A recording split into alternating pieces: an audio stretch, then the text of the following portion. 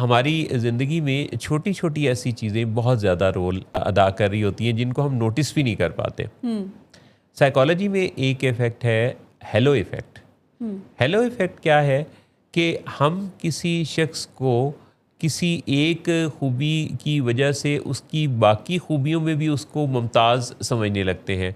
बस मिसाल के तौर पे अगर कोई हमें बहुत खूबसूरत और पुरएतमाद दिखाई देता है तो हमें लगता है कि वो अपने प्रोफेशन में भी बहुत नुमायाँ, मुमताज़ और बहुत अच्छा होगा।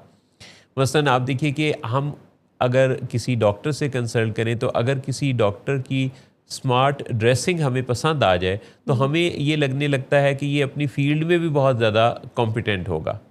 यानी हम दो चीज़ों को इस तरह से आपस में कंफ्यूज करते हैं।